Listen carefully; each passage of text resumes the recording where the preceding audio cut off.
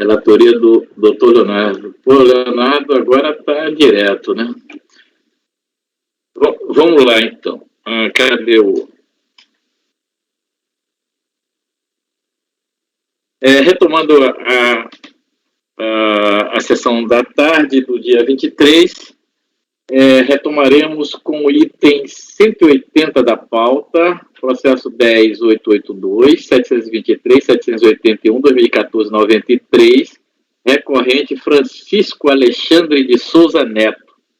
Relatoria do doutor Leonardo Araújo Branco. Fará sustentação oral o doutor... Bom, pode fazer ingressar o advogado, Patrícia? Ok, presidente, farei a convocação. Item 180 da pauta. Doutor Guilherme, seu processo será julgado agora. Por favor, verificar a mensagem privada.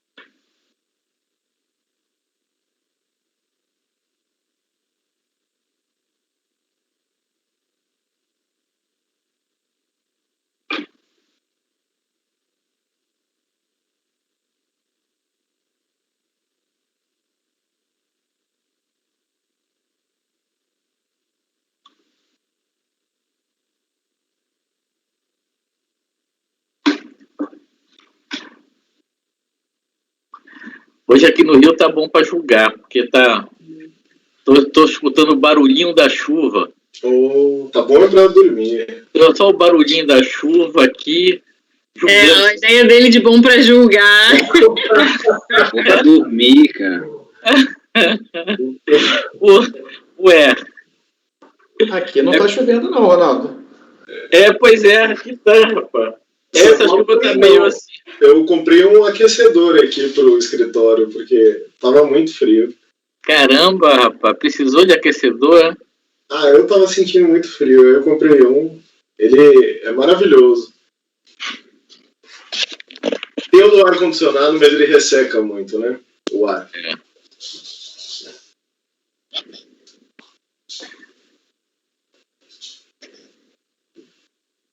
Aguardar aqui o doutor Guilherme. Então, a gente vai julgar esse, depois vai puxar aqueles da MEC, aí só vai sobrar a sustentação, né? Que é amanhã. Sim. Isso. E são 3, eu acho que tem amanhã, né? E uma tarde. Aí tem uma de tarde, tá certo. 2 de manhã e uma de tarde. Amanhã vai ser bem tranquilo. Vai ser. Graças a Deus a gente vai terminar bem cedo. Não, na verdade são 3 de manhã e uma tarde, né? Uma tarde. Esse uma tarde aí é meu.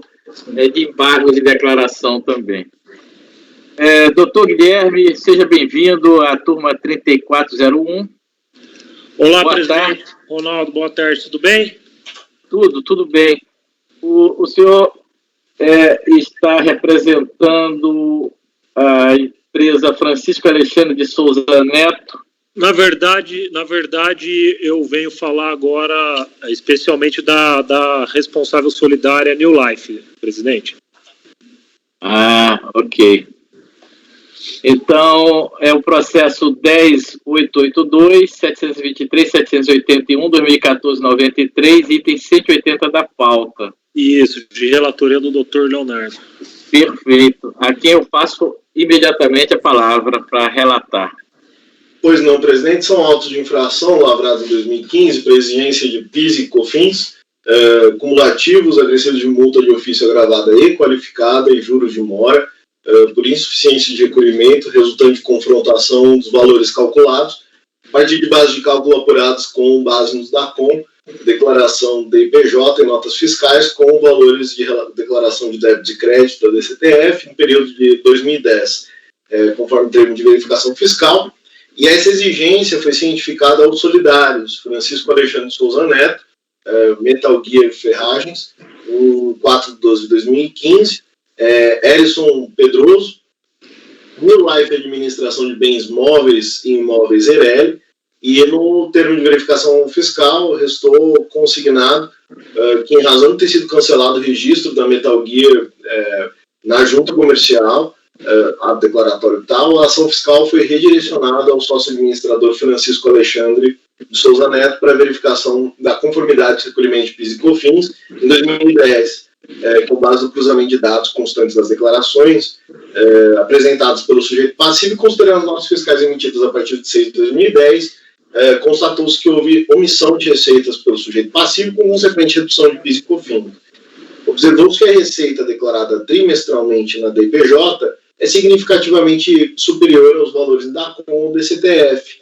Dessa forma, foi considerado que a receita oferida pelo sujeito passivo foi declarada em DPJ e nos períodos de 10 a 12 de 2010, a constante das notas fiscais emitidas, dado que nesses meses superam a receita declarada em DPJ e DACOM. Devido à periodicidade mensal da apuração do PIS da COFINS trimestral e trimestral da receita bruta da DPJ, foi utilizado para fim de cálculo a diferença a ser acessada, bem como das penalidades legalmente aplicáveis, como o período de referência e o último mês do trimestre. Dessa forma, utilizando-se tais critérios para o cálculo do PIS da COFINS cumulativos, em razão da opção pelo presumido, chegou-se aos valores apurados na tabela tal, que aponta as diferenças das contribuições a lançar, considerando-se os valores já declarados e pagos. O lançamento de ofício foi aplicado a multa de 150% pela sonegação, em razão da acusação fiscal de ter buscado reduzir o montante dos tributos pagos, omitindo receitas por meio da declaração à receita de valores significativamente inferiores àqueles correspondentes às receitas auferidas, tendo sido declarado apenas 18% do valor devido a título de PIS e COFINS, não se justificando como simples erros de escrituração, reiteradas divergências dessa magnitude ao longo do ano de 2010. A multa qualificada que, muito embora intimado e reintimado, o contribuinte não atendeu a qualquer intimação fiscal, seja para apresentar esclarecimento a respeito das receitas auferidas, seja para apresentar documentação fiscal e contábil ou mesmo sua situação cadastral. Por haver indícios de interposição de pessoas no quadro societário da empresa Metal Gear Ferragens, foram diligenciadas terceiras pessoas com o intuito de encontrar os beneficiários das infrações, restando configurada a confusão patrimonial com a New Life Administração de Bens Móveis e Imóveis Eireli e a consequente responsabilização solidária baseada no inciso 1 do artigo 124 do Código Tributário Nacional, por haver interesse comum nas situações que derem origem aos fatos geradores objeto do lançamento de ofício.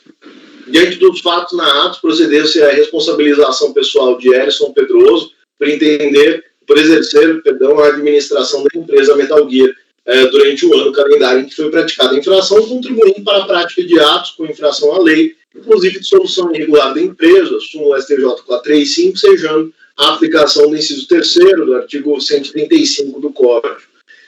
No mesmo sentido, por gestão com infração à lei e por dissolução irregular da sociedade, procedeu-se à responsabilização pessoal de Francisco Alexandre de Souza Neto, em nome do qual foram lançados os créditos tributários devidos pela pessoa jurídica dissolvida irregularmente. E, por fim, foram geradas representações para fins penais contra os responsáveis solidários. Foram cientificados os autos de infração em 4/12/2015, Francisco Alexandre, que apresentou impugnação, preliminarmente pugnou pela nulidade do lançamento por violação ao 142.10, inciso 3 do PAF. Mérito falou a respeito da inaplicabilidade da responsabilidade, tendo em vista que não agiu com excesso de poderes em infração à lei, contrato social e estatutos, impossibilidade de se atribuir impugnante, à hora recorrente, a responsabilidade pela dissolução irregular da empresa e violação da proporcionalidade, capacidade contributiva. Foi cientificada também a empresa New Life, representada pelo patrono presente, administração de bens móveis e imóveis Eireli, que apresentou impugnação em 13/12/2015, as folhas tais, requerendo em síntese nos tópicos preliminarmente a nulidade também do presente lançamento, com supedâneo igualmente no artigo 142, inciso 10 do Código Tributário, inciso 3 do artigo 10º do PAP, e no mérito a inaplicabilidade do inciso 1 do artigo 124 CTN, inexistência de grupo econômico com a empresa fiscalizada e e decadência dos débitos tributários anteriores a dezembro de 2010, além do caráter confiscatório das multas aplicadas. Erison Pedroso também apresentou impugnação nos mesmos termos, com as mesmas alegações, em decisão de primeira instância proferida em 12 de 5 de 2016, foi pela improcedência das impugnações e manutenção integral do crédito tributário constituído em decisão cuja ementa abaixo transcrevo integralmente. Faço a transcrição. Após a ciência dos acórdãos de primeira instância administrativa, em 31 de 5 de 2016, a New Life Administração de Bens Móveis e Imóveis, em 24/6, Francisco, em 21/6, Erison, todos apresentaram em 30 de 6 de 2016, respectivamente, os recursos voluntários de folhas tais e tais, que em essência reiteraram a argumentação das impugnações, e no último recurso do Erison Pedroso, aduzindo alegações em tópico diverso a respeito da nulidade do acórdão recorrido por ausência de fundamentação. Em sessão realizada em 26 de abril de 2017, esta turma decidiu por converter o julgamento de diligência nos seguintes termos. Resolvem por unanimidade de votos, conversão em diligência, para que a autoridade preparadora junte aos autos cópias dos extratos da DCTF e dos DARF de pagamento da contribuição PIS e COFINS nos períodos de apuração mensais de janeiro a dezembro de 2010, em documentos que permitam identificar as datas de pagamento e de envio das declarações. A unidade de preparo apresentou informação de fiscal às folhas tais, em que concluiu: diante do exposto, fica demonstrado no âmbito desta diligência que o contribuinte em epígrafe não efetuou qualquer pagamento relativo às contribuições PIS e COFINS nos períodos de apuração do ano de 2010. Intimada do resultado da diligência, a recorrente apresentou petição de folha tal, em que sustenta a existência de cobrança em duplicidade. Aspas, salta aos olhos também, para espanto dos recorrentes, a cobrança em duplicidade de tributos em discussão, diante da informação da autoridade, que no ano de 2010 foram transferidos para inscrição em dívida ativa. Ademais, indicativa adesão a parcelamento. Aspas, outra consequência das afirmações realizadas pela autoridade fiscal em sua manifestação e que causa reflexos diretos na discussão dos lançamentos tributários em questão é a afirmação de que houve a inclusão dos citados débitos em parcelamentos, porquanto, conforme dispõe a legislação tributária, a adesão a programas especiais de pagamento impõe a confissão irretratável dos débitos cobrados, excluindo, portanto, qualquer possibilidade de atribuição de responsabilidade pela presença de dolo ou eventual conduta fraudulenta. Foi proferido um despacho de saneamento nos seguintes termos: ao retornar ao exame do presente recurso, deparei-me com o fato de existir nos autos manifestação do sujeito passivo sobre a informação fiscal consignando o resultado da diligência. Da análise dos documentos, nota-se que a diligência não foi integralmente cumprida, além da existência de questões que permanecem não esclarecidas. Proponho que se retorne à unidade de Osasco para que a autoridade preparadora promova o saneamento dos autos, complementando a diligência anterior, juntando os extratos e os DARF de pagamento da contribuição para o PIS e COFINS, período de apuração janeiro a dezembro de 2010, da Metal Gear, além de confirmar a autenticidade dos pagamentos folhas tais, apontando suas naturezas: pagamento regular, ou parcelamento, dívida ativa, e as quais competência ou período de apuração refere-se. A unidade apresentou informação segundo a qual foram anexados aos autos cópia das DCTF dos meses de 6, 7 e 8 de 2010. Não houve apresentação de qualquer declaração por parte do sujeito passivo. Em relação ao período de dezembro de 2010, houve entrega da DCTF sem débito declarado. Não obstante as declarações do contribuinte acima especificadas, não houve qualquer pagamento relativo às contribuições no ano de 2010. Código de receita do PIS e da COFINS são estes. E no tocante aos valores declarados em DCTF, o contribuinte aderiu ao parcelamento no processo final 13. Ocorre que as contribuições PIS e COFINS referentes ao ano de 2010 não foram pagas. Seriam valores relativos até maio, né? Então, janeiro a maio de 2010, houve uma adesão a parcelamento inadimplido. O fato de ter havido pagamentos no âmbito desse processo não significa que se refiram à competência de 2010, conforme consulta ao sistema da Receita Federal. O saldo remanescente do âmbito desse parcelamento foi transferido para outro, no final 05 do processo, após transferência, não houve qualquer pagamento também relativamente a 2010, uma vez que tais débitos foram encaminhados à Procuradoria da Fazenda Nacional em dívida ativa.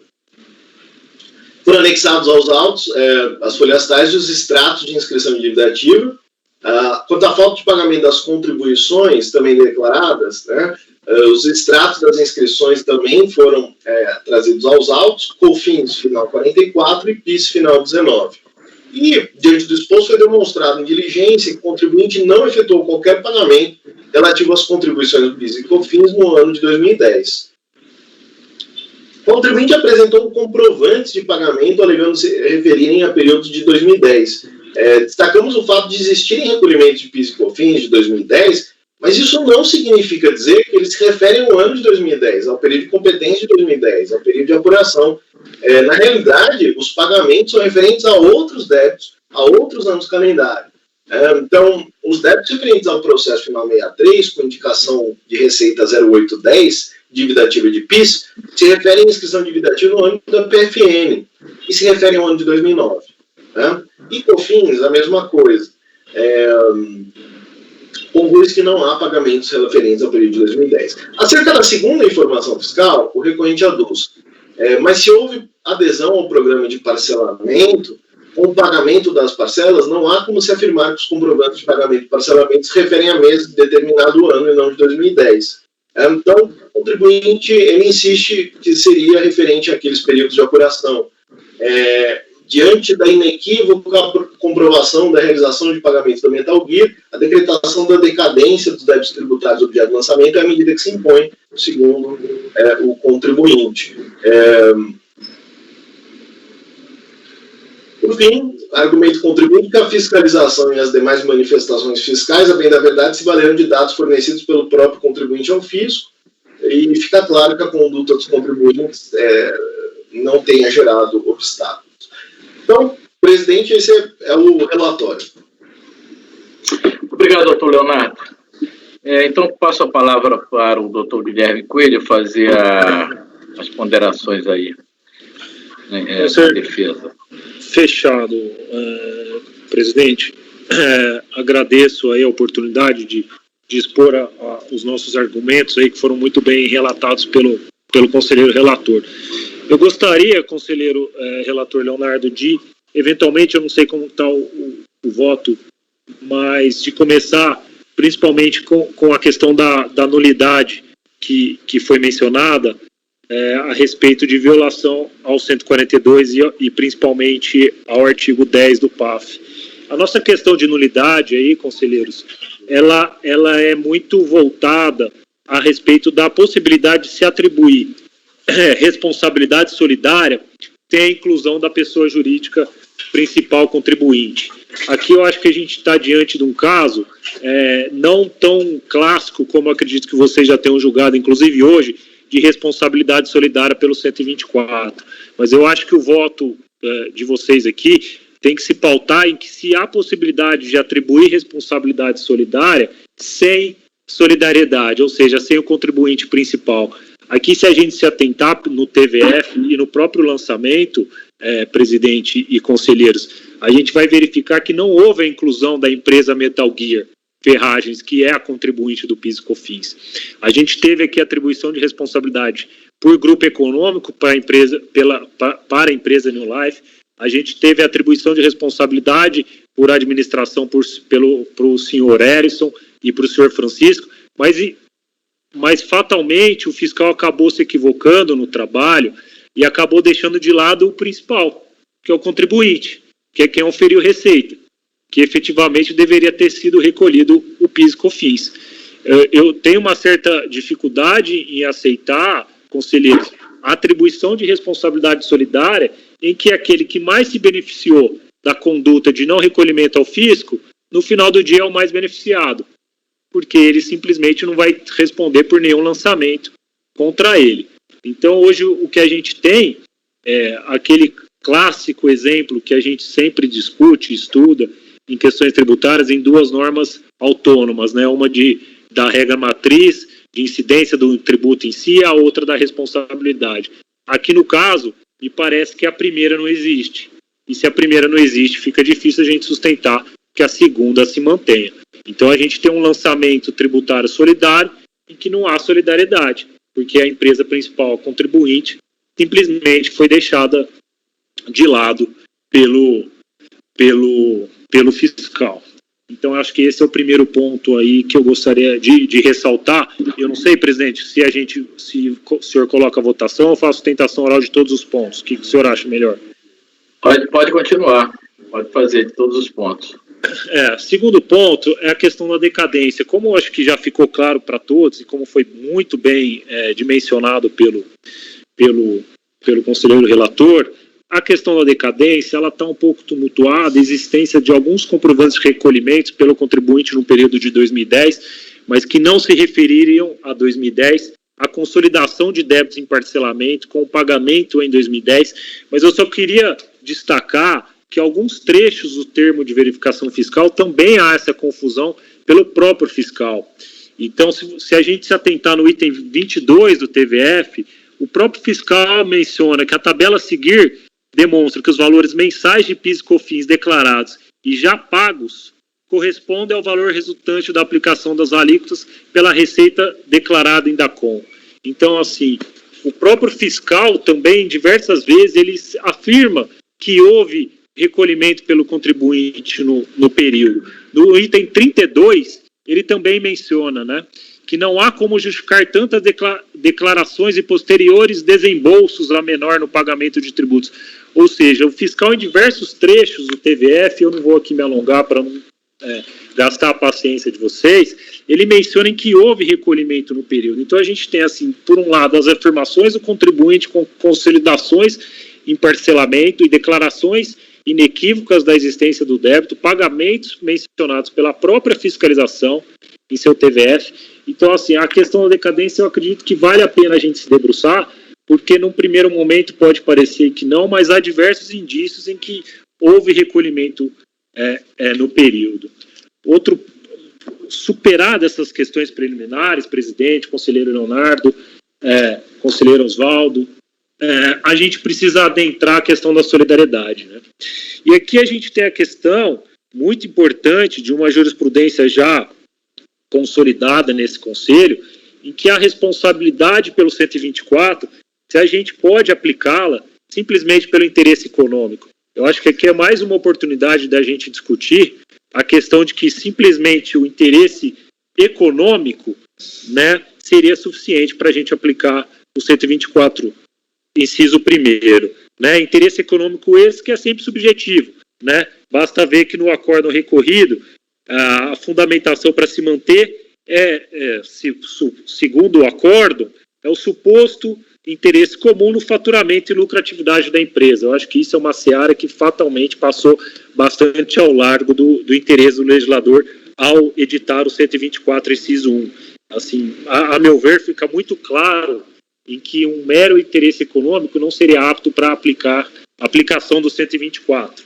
E diversos trechos, tanto do TVF como do acórdão recorrido, especialmente esse que eu mencionei agora, onde se fala que a empresa New Life foi, afinal do dia, beneficiada desse suposto inadimplemento tributário, a gente cai numa seara muito subjetiva e que abriria muito leque de oportunidades de aplicação do 124. Superado também essa questão, eu acho que a gente precisa aqui decidir a respeito também da multa agravada. Né? Segundo a fiscalização, a multa agravada faria sentido pelas declarações a menor em alguns períodos do ano de 2010. Né? Mas a gente sabe que aqui, por uma consolidada jurisprudência, como fica claro na súmula 14, na 25, aqui em memoriais a gente mencionou inclusive alguns acórdãos de relatoria dessa colenda turma, do próprio conselheiro relator, em que todos os valores obtidos pela fiscalização foram obtidos por meio de declarações prestadas pelo próprio contribuinte. O contribuinte que, lembrando, ficou de fora do auto de infração, mas pelo próprio contribuinte. Diversos trechos do TVF e diversos trechos do acórdão recorrido, e ficou claro na leitura brilhante aí do conselheiro Leonardo, foram obtidos por meio de declarações prestadas pelo próprio contribuinte. Então, assim, a gente não teve nenhum argumento que demonstre que houve um artifício doloso para que se tenha a multa majorada de 150%. Então, como o conselheiro relator falou, todos os valores foram obtidos ou por DCTF, ou por DACOM, ou por nota fiscal eletrônica emitida pelo contribuinte. Ou seja, não teve nenhuma omissão de informação. As informações aqui simplesmente foram cruzadas pela própria fiscalização por meio eletrônico. Então, assim, acredito que a gente não pode falar aqui em multa qualificada em 150%, porque se teve alguma conduta aqui, ela não foi fraudulenta, simplesmente foi um inadimplemento tributário, como a gente já sabe que tem uma consolidada jurisprudência, inclusive dessa turma. E por fim, presidente, se a gente não está falando de multa qualificada em 150%, eu acho que muito menos a gente está se falando em multa qualificada majorada, levando isso a 225%. Porque, como a gente sabe, e a jurisprudência do CARF tem se posicionado, o trabalho fiscal não restou prejudicado pelo não atendimento do contribuinte no momento oportuno, né? A gente, como eu falei, a gente verificou, todas as informações foram prestadas pelo próprio contribuinte. Então, assim, o fiscal não encontrou embaraço nenhum para a lavratura do auto de infração. O auto de infração foi lavrado simplesmente pela inconsistência de informações prestadas pelo próprio contribuinte. Então, a gente demonstra em memoriais também, em outras petições, e fica claro, principalmente nas manifestações de diligência, que todas as informações foram prestadas e o fiscal tinha acesso a todas as informações suficientes para a lavratura do auto de infração. Então, Excelência, esses são os pontos que eu acredito que a gente precisa discutir e acredito que o julgamento seja feito da melhor forma aí por vocês. Obrigado, doutor Guilherme. Passo a palavra diretamente para o relator para prosseguir na leitura do seu voto. Pois não, presidente, agradecer ao doutor Guilherme. O recurso é tempestivo, os recursos são tempestivos apresentados aos procuradores devidamente constituídos, cumprem os requisitos de formalidade, por isso deles conheço. Que pese o inconformismo da recorrente, resta controverso, evidente, nos documentos anexados aos autos, que não os caracterizaram pagamentos para o ano de 2010. Não porque o quis a Receita Federal, a PFN, mas sim o legislador nacional, e com efeito sobre a imputação dos pagamentos, dispõe o artigo 163 do CTN, existindo simultaneamente 2 ou mais débitos vencidos no mesmo período passivo para a mesma pessoa jurídica de direito público, relativos ao mesmo ou diferentes tributos provenientes de penalidade pecuniária de juros de mora, a autoridade competente para receber o pagamento determinará a respectiva imputação. Então, assim, é natural que, rescindido o parcelamento, eventuais pagamentos na ordem sucessiva tenham sido imputados aos débitos pertinentes ao ano de 2009. Tampouco há de se falar em decadência, no caso concreto, tendo em vista ter sido constituído o débito em momento oportuno, 1º de dezembro de 2015.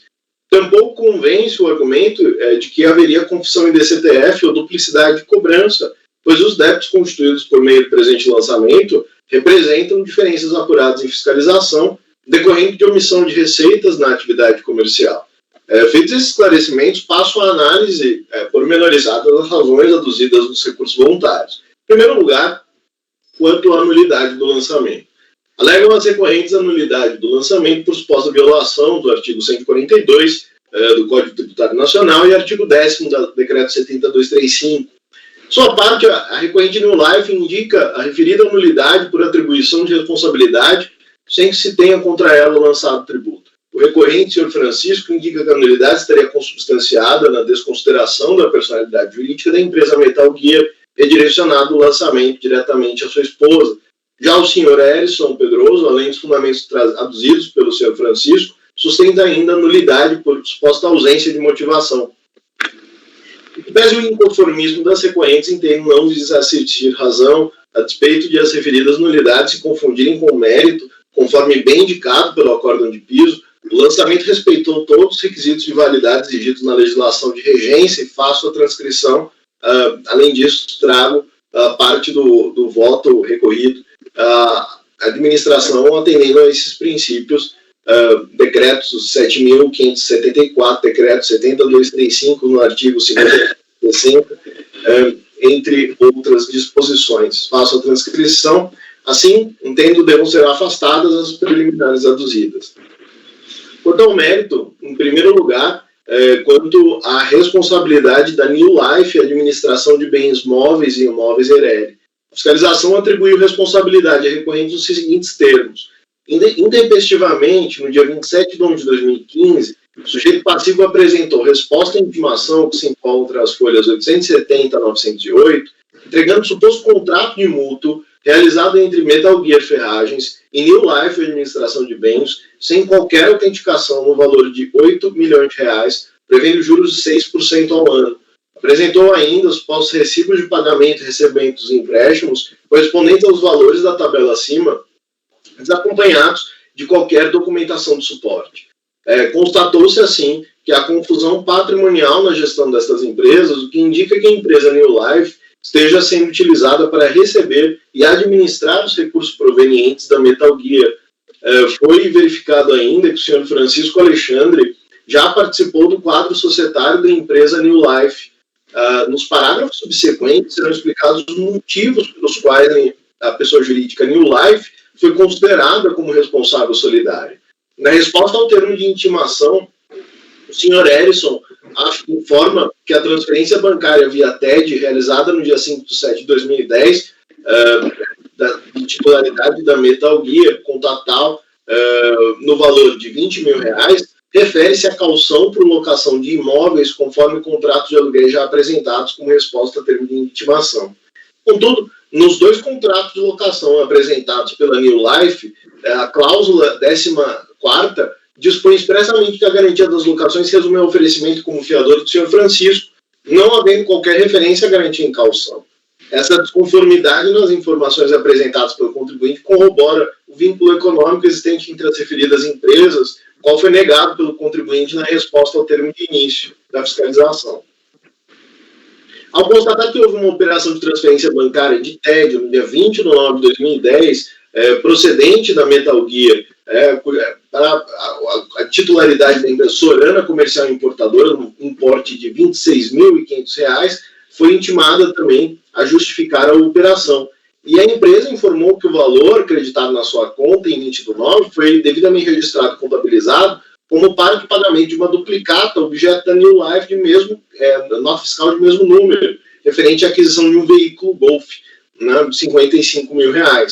Não se trata de uma operação isolada. A situação semelhante ocorreu em 16 de 11 de 2010, data em que foi localizada uma operação de transferência também via TED, procedente da titularidade da Metal Gear para a Caltex, no valor de 25 mil. Esta empresa também foi intimada a justificar a operação. Como resposta, foi informado que o depósito no valor de 25 mil realizado pela Metal Gear foi utilizado para a aquisição de um veículo novo, correspondente à aquisição de um Cooper. Informou ainda que adquirente do veículo foi a empresa EII Administração de Bens Móveis. Pelas respostas obtidas junto às empresas em referência, a ligação entre a New Life e a Metal Gear, por haver reiteradas aquisições de automóveis por aquela, utilizando-se dos recursos provenientes desta. Constatamos também que a empresa Metal Gear teria concedido vultosos empréstimos à denominada, naquele momento, EII Administração, estando tais operações registradas nos livros diários dessa pessoa jurídica, conforme já citado nesse termo, não obstante o fato da Metal Gear não ser uma instituição financeira. Foi constatado ainda que dos empréstimos contraídos, cujo montante nos anos calendários 2010 e 2011 foi de R$ 5.661.000, não houve qualquer apropriação de despesas com juros em 2010 e apenas R$ 3 milhões em 2011, o que ratifica a posição da autoridade fiscal no sentido de haver ligação entre as duas empresas, e não obstante apresentarem serem unidades autônomas, a atuação delas se complementa, caracterizando confusão patrimonial, vinculação gerencial, coincidência de administradores. Diante de todos os fatos narrados, procedeu-se à responsabilização solidária da empresa New Life, com base no artigo 124 do CTN, por haver interesse comum nas situações que deram origem aos fatos geradores do objeto do lançamento.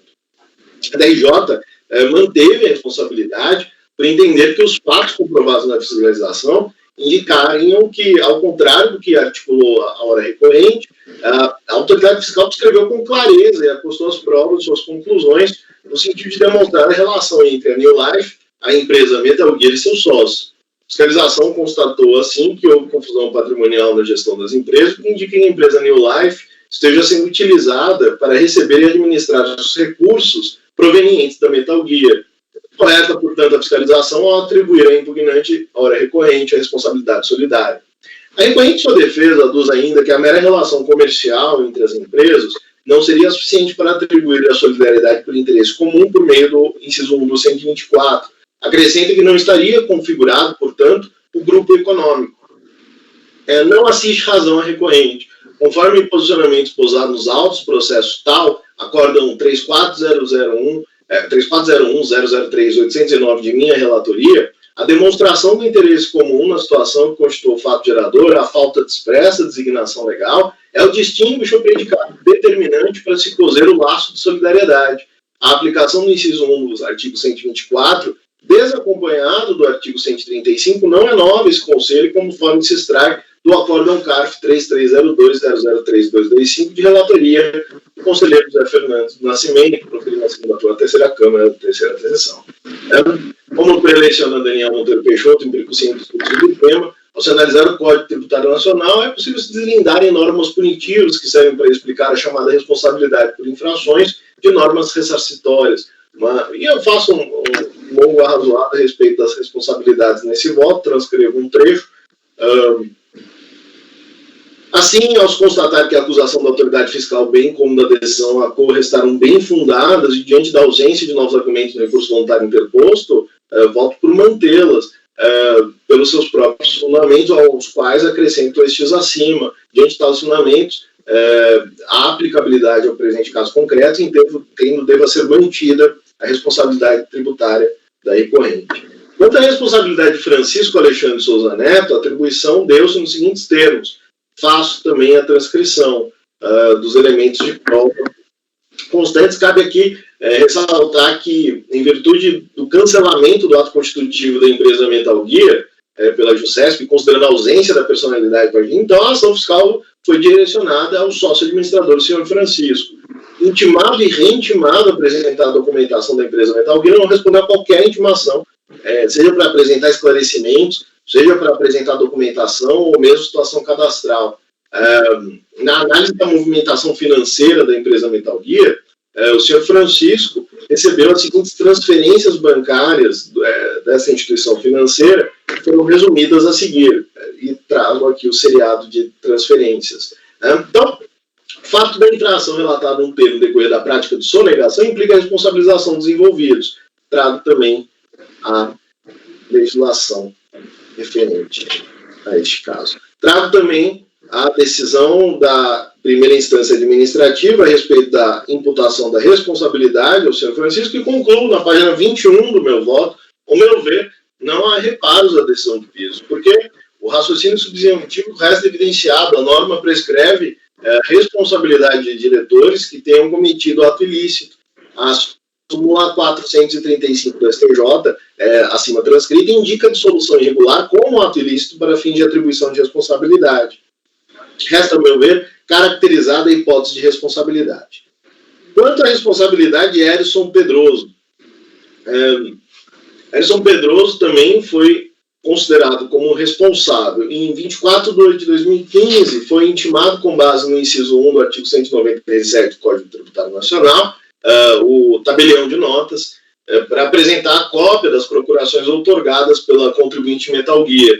Na análise das procurações, constatou-se que a empresa era representada pelo sócio Francisco, constituiu como seu procurador Erison Pedroso, em procuração lavrada em tal, conferindo a ele amplos poderes inerentes à administração das pessoas jurídicas, entre os quais gerir e administrar todos os negócios de interesse da outorgante em relação à referida empresa, e representá-lo em especial, a prática extremamente recorrente conhecida em bancos, em diversas instituições financeiras, Banco Real, Bradesco, Caixa Econômica, outros estabelecimentos, podendo depositar, levantar dinheiro, abrir, movimentar e encerrar contas correntes, estando aqui o real beneficiário da operação. Constatou-se, portanto, que no período fiscalizado o Erison Pedroso detinha amplos poderes e poderes específicos, especiais, para administrar a empresa Metal Gear. E como prova de tal, gestão realmente aconteceu, ocorreu, e identificamos nas respostas obtidas pelas instituições financeiras referente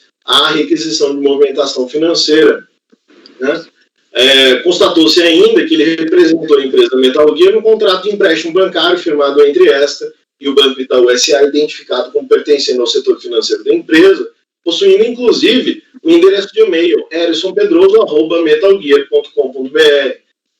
Pelas informações acima, denota-se que Erison Pedroso detinha poder de administração no período fiscalizado. Em 24 de 2015, foi intimado também o tabelião a respeito das procurações outorgadas pela EII, Administração de Bens Móveis e Imóveis. E constatou-se que essa empresa era representada por Erison Pedroso, Isabela Machado Pedroso e Isadora Machado Pedroso. Constituiu como seu procurador Erison Pedroso, procuração lavradas das páginas tais, conferindo-lhe igualmente amplos poderes. Ele apenas renunciou aos poderes com ele conferidos em 14 de 8 de 2013. Pelas informações obtidas acima, denota-se que também detinha poder de administração sobre a pessoa New Life, Administração de Bens Móveis e Imóveis ERE. Ficou configurado assim que Erison Pedroso foi o administrador de fato da empresa Metal Gear no período fiscalizado, bem como da empresa New Life, a qual ficou caracterizada como integrante do mesmo grupo econômico daquela. Durante tal período, as duas empresas praticaram atos que configuraram clara confusão patrimonial, seja por meio da concessão de vultosos empréstimos pela empresa Metal Gear a New Life, despidos de cobrança de juros, bem como pelo oferecimento de bens desta, como garantia hipotecária em empréstimo bancário realizado por aquela, sem qualquer justificativa comercialmente cabível, e também pela utilização de recursos provenientes da Metal Gear, como compra de veículos em nome da New Life. Diante dos fatos narrados, procedeu-se à responsabilização pessoal de Erison Pedroso. De sua parte, decidiu a DRJ nesse mesmo sentido, mantendo ao auto de infração, assim, que pese em conformismo da recorrente, não há como se afastar a responsabilidade que lhe foi atribuída. Eu passo, no final da página 26 do meu voto, a análise da decadência. As recorrentes alegam a decadência do crédito tributário exigida em razão da aplicação do parágrafo 4 do artigo 150 do CTN, o qual, conforme acima relatado, nos caracterizou o pagamento de tributo no período indicado. Como se sabe, nos termos da jurisprudência pacífica do STJ, o pagamento é requisito essencial para a aplicação do parágrafo 4 do artigo 150, aplicando-se em sua ausência a inteligência do inciso 1 do 173. Então, diante do resultado das diligências, não há que se falar em decadência, consignada a inexistência de pagamentos de tributos em análise no período que corresponde ao auto de infração, compulsando os autos em que pese conformidade recorrente, não há reparo a serem feitos na decisão recorrida. Quanto à qualificação da multa, no quinto item do meu voto, por fim, eu entendo que assiste razão aos recorrentes no que diz respeito à qualificação das multas. Nos termos do TVF, a qualificação se deu pelo seguinte: dando identificar, no caso em tela, que o contribuinte claramente buscou reduzir o montante dos tributos pagos, omitindo receitas no período fiscalizado por meio da declaração à Receita Federal de valores significativamente inferiores àqueles correspondentes às receitas. A partir das evidências objetivas coletadas, restou claro e largamente comprovado que o contribuinte agiu de forma consciente para impedir o conhecimento do fato gerador pelo fisco, desejando o resultado ou, pelo menos, assumindo o risco de produzi-lo. Os valores declarados PIS e COFINS do ano de 2010, na ordem de 89 mil e 413 mil, respectivamente, são largamente inferiores ao apurados. 497 mil de PIS, 2.296.000 COFINS, ou seja, foram declarados apenas 18% do valor a título de PIS e COFINS, não havendo como justificar tantas declarações e posteriores desembolsos a menor do pagamento de tributos por parte do contribuinte, como simples erros de escrituração. Como se verifica no item 24 acima, houve omissão de receitas a partir do cotejo entre DACOM e DIPJ. Não tem, portanto, ser aplicável a inteligência das súmulas 14 e 25 deste CARF, porque a simples apuração de omissão de receita ou rendimentos por si só não autoriza a qualificação da multa de ofício, sem necessária comprovação do intuito de fraude. A presunção legal de omissão de receita ou rendimentos por si só não autoriza a qualificação da multa de ofício, sem necessária comprovação de uma das hipóteses dos artigos 71, 72 e 73 da Lei 4.502. Assim, não se aplica ao presente caso a qualificação da multa e tampouco o agravamento. Explico, porque o item 34 do TVF indicava, conforme já relatado, embora intimado e reintimado, o contribuinte não atendeu qualquer intimação fiscal, seja para apresentar esclarecimentos a respeito das receitas oferidas, seja para apresentar documentação fiscal e contábil, ou mesmo sua situação cadastral. Nessa linha, seria aplicável a inteligência da súmula CARF número 96. A falta de apresentação de livros, documentos de escrituração não justifica por si só o agravamento da multa de ofício, quando esta omissão motivou o arbitramento dos lucros. Ante o exposto, voto por conhecer idade parcial ao provimento, retomando a inflição da pena base para 75%. E complemento dizendo que existe aqui um espaço, uma abertura para discussão quanto à qualificação da multa. Eu acredito que seja possível um entendimento contrário, né? Aqui eu acho que existe um espaço que as próprias súmulas dão para se verificar se aqui nós estamos ou não diante de uma simples apuração de omissão de receita ou não, que seria necessário o evidente intuito de fraude, neste caso, para sua qualificação. É como eu voto, presidente.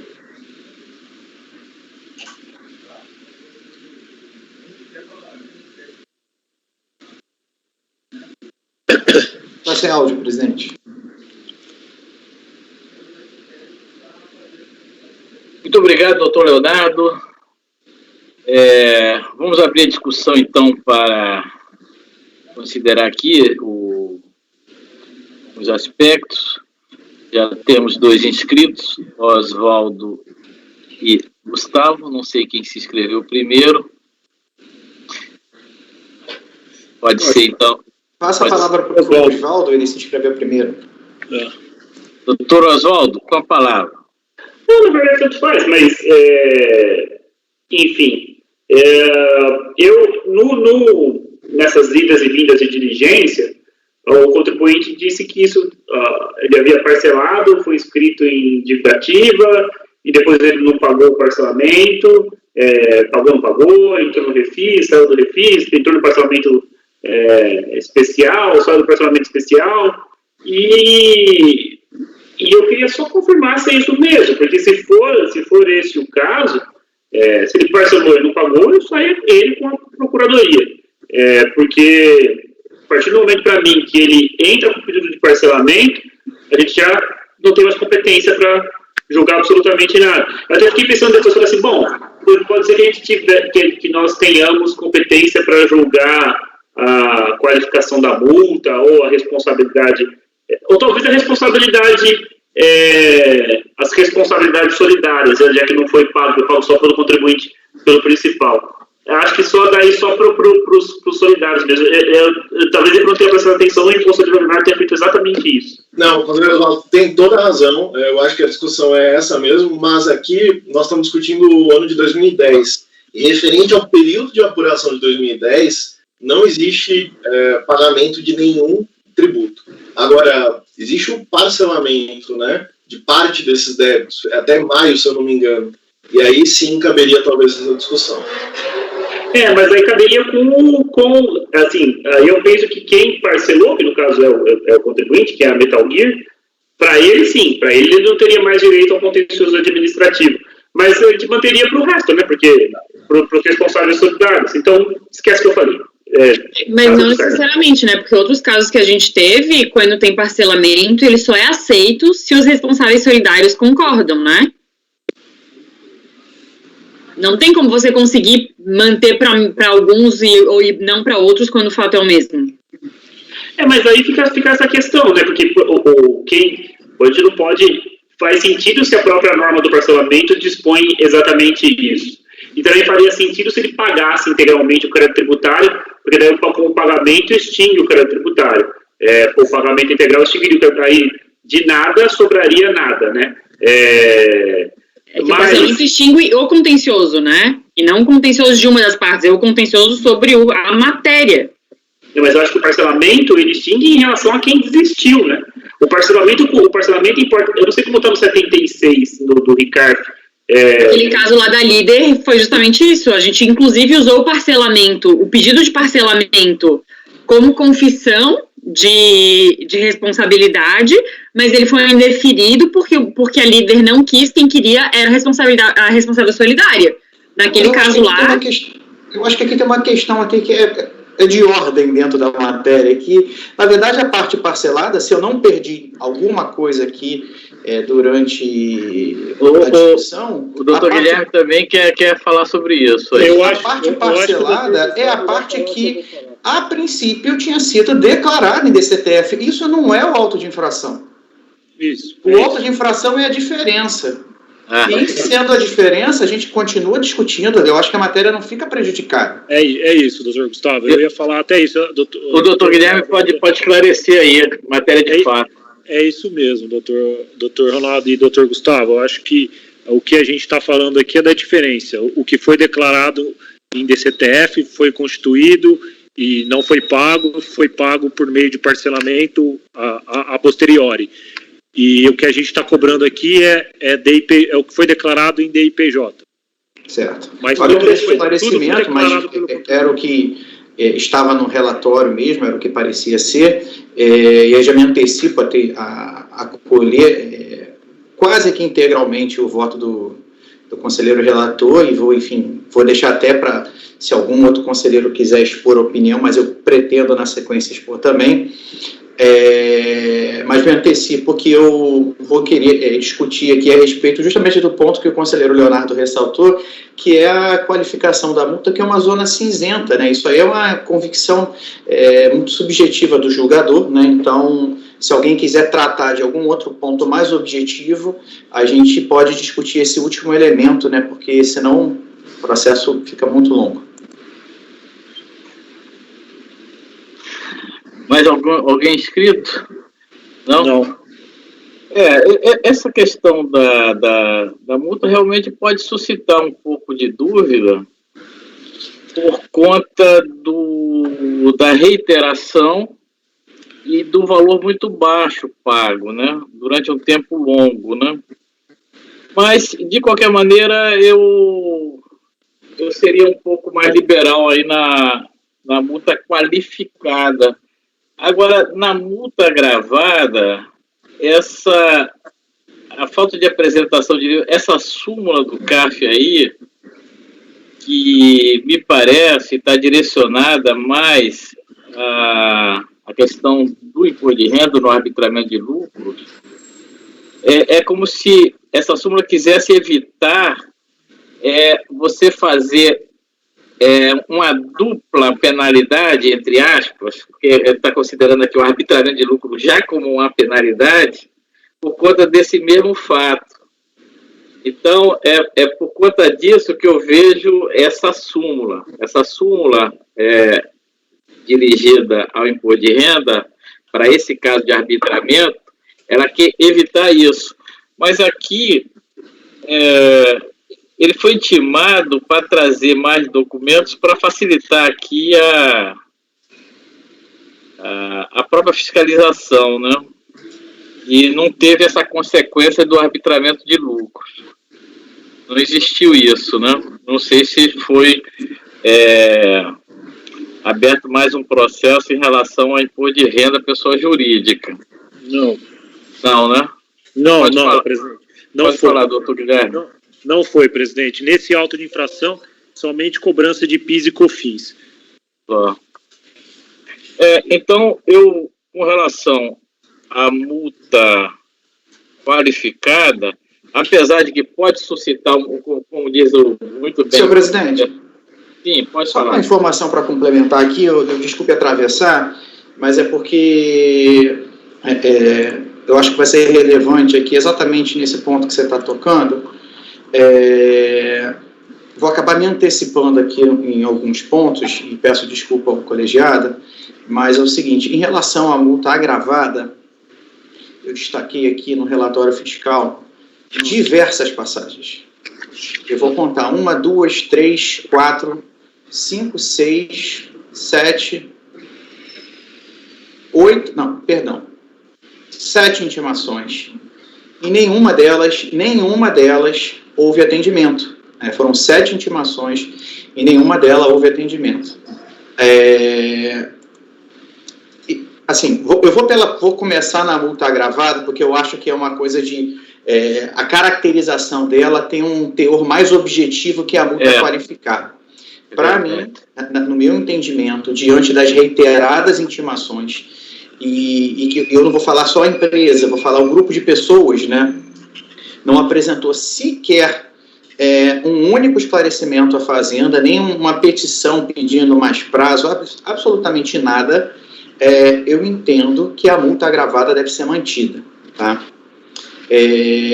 Eu vou cessar aqui minhas considerações nesse aspecto, porque aí a gente pode discutir primeiro a multa agravada e depois a gente vai para a qualificada.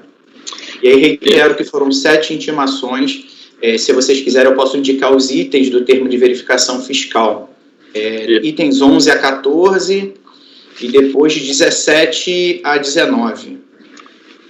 Perfeito. Então, nós podemos fazer o seguinte, em relação a todo o resto, parece que não subsiste dúvida e discussão. Mas em relação à multa agravada e à multa qualificada, como indicou o próprio relator, pode haver algum dissenso. Então, vamos primeiro, então, para essa questão da multa agravada. O doutor Gustavo está apontando aí uma divergência. Vamos, então, votar esse ponto da multa agravada? Todo mundo já se encontra habilitado a abrir a votação sobre a multa agravada ou quer mais discutir? Eu só não achei no voto essa parte da multa agravada, porque no voto tem a parte da multa qualificada, né? Não, tem no final, tem as duas. As duas estão lá. Sim, tá no item 33. Título... tá bom. É que o título tá... Não, é porque o título tá da qualificação da multa. Na página 27, lá no finalzinho tem.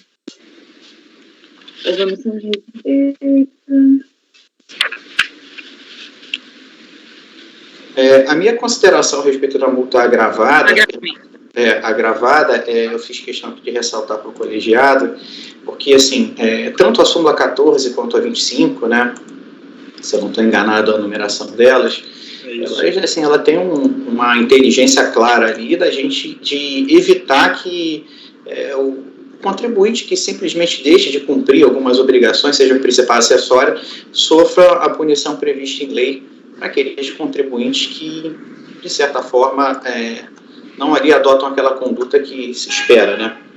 E aí eu acabo me antecipando em relação à qualificação da multa, porque, assim, no meu entendimento, e aí isso acaba se comunicando com o agravamento da multa também, o dolo está amplamente evidenciado nesses autos, porque a gente não está numa situação de mera ausência de declaração e pagamento, na minha opinião, né, humildemente falando.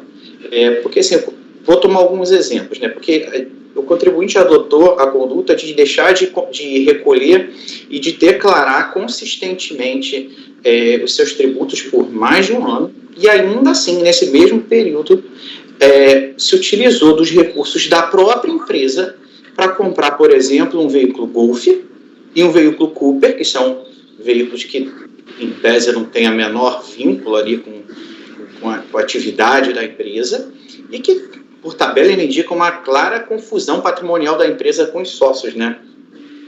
E aí eu lembro que o dolo é um elemento subjetivo, né, de foro íntimo, então, do agente ali que está praticando a infração. Então, a comprovação do dolo, por isso, em situações de infrações tributárias, né, ela se dá por elementos indiretos, por indícios convergentes que apontam para o mesmo fato, que na situação desses autos, para mim, fica claro que este grupo de pessoas nunca pretendeu pagar tributos, né? Nem no parcelamento, nem no refis, nem no parcelamento especial.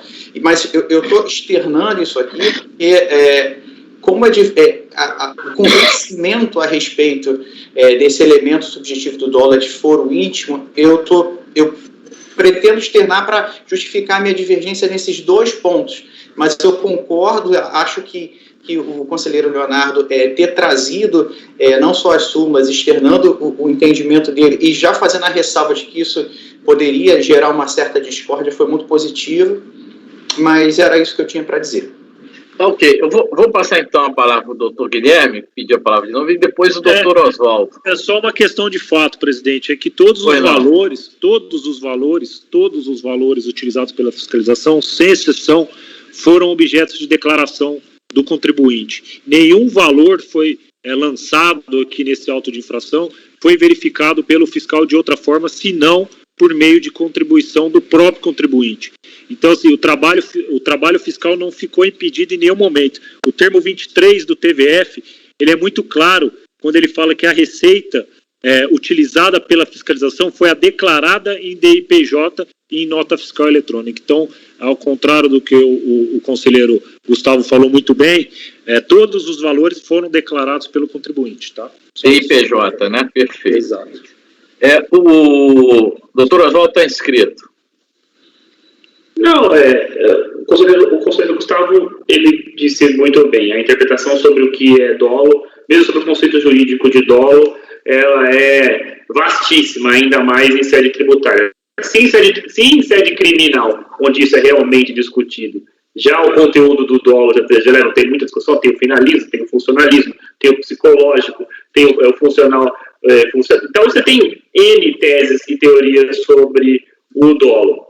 Porém, eu vou acompanhar o conselheiro Leonardo,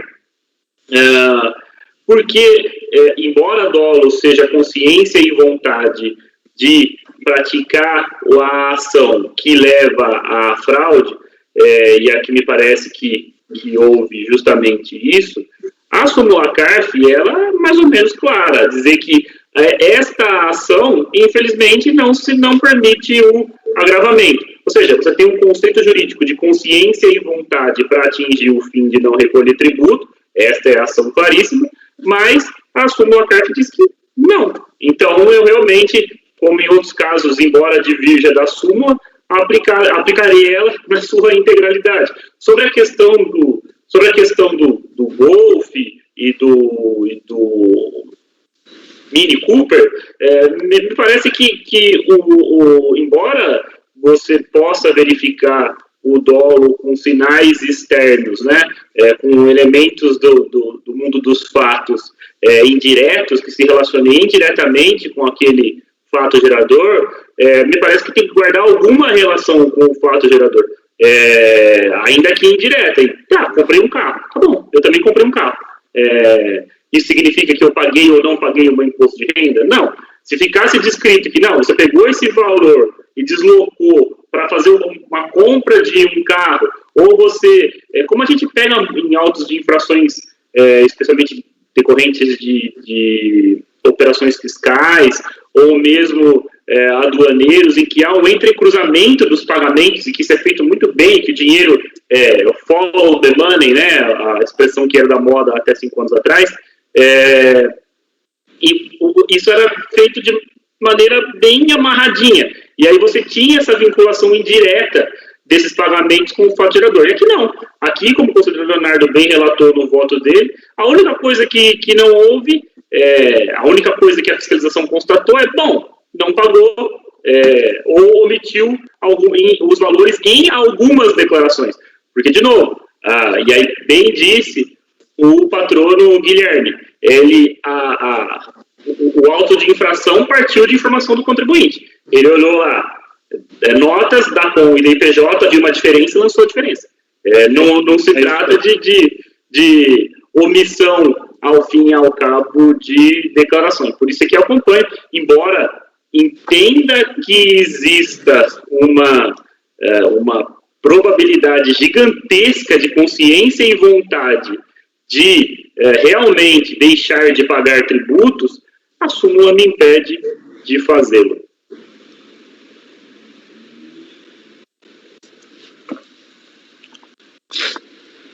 A súmula que você se refere são as duas citadas pelo conselheiro Leonardo. Isso. 1425. 1425. Então, eu vou então fatiar a questão aqui da multa em duas partes. A multa agravada e a multa qualificada. Tá ok? Tá certo. Então, Começando pela multa agravada. Como vota o doutor Luiz Felipe? Com a divergência, presidente. Doutor Oswaldo. Acompanha o relator. Agravada só. Hein? Acompanha o relator. Ok. Doutor Gustavo. Eu estou conduzindo a divergência. É divergência. Doutora Fernanda. É polêmico, mas eu acompanho o relator. Eu vou com a divergência. Então, nós tivemos um empate. Perfeito. Vamos logo ver a segunda, porque aí a gente provavelmente vai ter uma declaração na mesma linha. Multa qualificada. Doutor Luiz Felipe. Presidente, nesse caso específico, eu estou indo pela aplicação das súmulas. Eu vou acompanhar o relator. Isso. Ok. Doutor Oswaldo. Idem, acompanha o relator.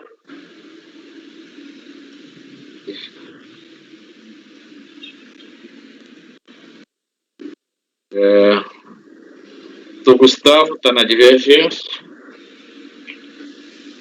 Doutora Fernanda. Com o relator.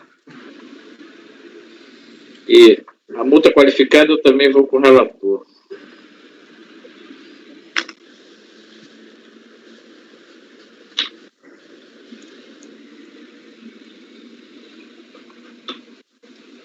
E a multa, então, ficou a multa qualificada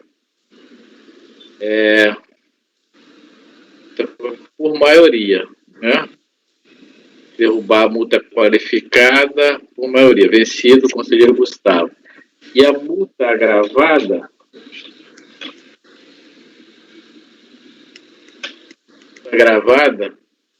nós vamos aplicar aqui aquele artigo, né? 19. O 19 gente? 19. Sim, né? Porque não é questão de responsabilidade. Se fosse no caso da responsabilidade, teria que manter pela qualidade. Mas não é caso de responsabilidade, é caso de agravamento, então afasta pelo 19. Exato. Afastada pelo 19. O bom é que não tem voto vencedor.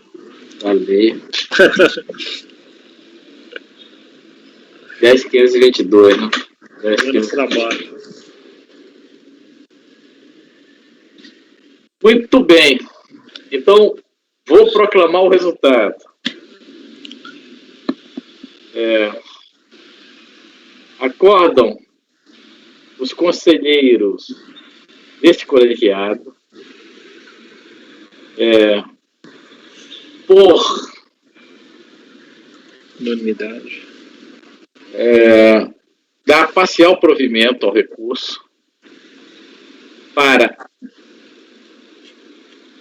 cancelar a multa qualificada, a qualificação da multa, vencido o conselheiro Gustavo. Então, por maioria, cancelar a multa qualificada, vencido com o conselheiro Gustavo. E, por aplicação do artigo 19E da Lei 10.522, cancelar o agravamento da multa, vencidos os conselheiros Gustavo, Luiz Felipe e Ronaldo. Perfeito? Perfeito. Tá certo? Participou desse julgamento o doutor Guilherme de Meira Coelho, OAB São Paulo, 313.533, a quem eu agradeço. Eu que agradeço, presidente e demais conselheiros. Boa sessão de julgamento, boa semana a todos. Obrigado.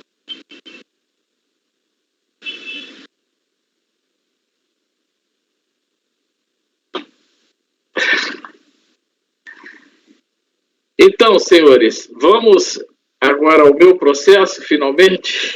Vamos. Afinal, é um só ou são vários? São dois, né? Acho que são dois, sim, são dois. É descumprimento de prazo? O que é? Você me faz muitas perguntas difíceis. Ainda mais essa hora, né? Eu tenho que olhar aqui para lembrar, porque... Mas é multa aduaneira.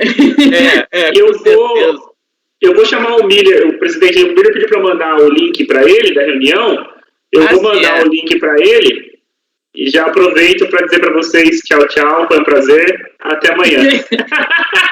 Pô, que folga. Até amanhã, Osvaldo. Até amanhã. Até amanhã. Vai pegar a Heineken agora, aqui lá da...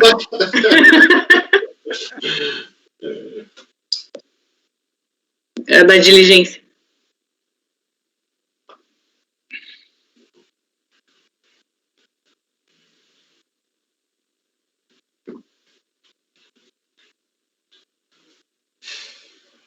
Quer interromper a gravação enquanto isso, presidente? Interrompe a gravação, por favor. Leonardo e Patrícia, por favor. Interrompido. Vou aproveitar rapidinho aqui para dar uma